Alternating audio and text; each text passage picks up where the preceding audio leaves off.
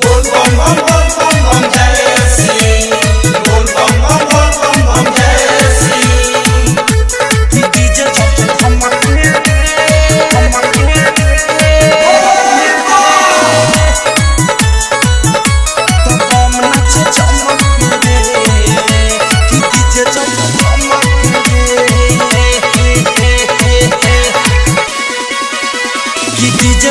धमके तब हम नाच झमके रे कि डीजे जब धमके रे कि डीजे जब धमके तब हम नाच झमके रे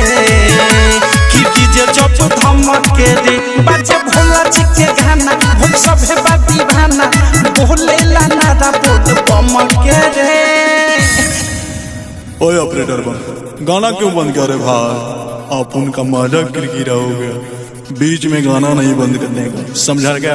गाना चालू कर भाई, ये गाना चालू कर जल्दी भाई, भोले बाबा का गाना जल्दी चालू कर भाई। ए बम गरमाइए मत मामा, अभी हम चालू करते हैं। थोड़ा जनरेटर एयर ले लिया था बम, सॉरी इसके लिए। अभी हम तेल रह के जनरेटर चालू करते हैं। कहने के होते रे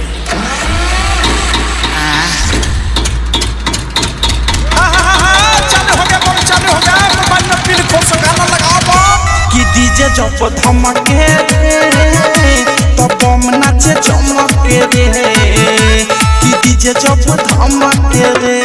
बम बम बम बम बम बम बम बम बम बम बम बम बम बम कि डीजे जब धमके गेरुआ कलर में सभे रंगाई कान्हे पर शोभे कावड़ा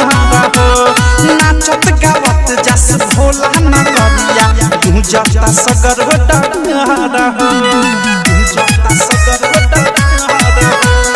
गेरुआ कलर में सभे रंगाई कान्हे पर शोभे कावड़ा नाचत गावत जस भोला नगरिया गुंजता सगर डगरा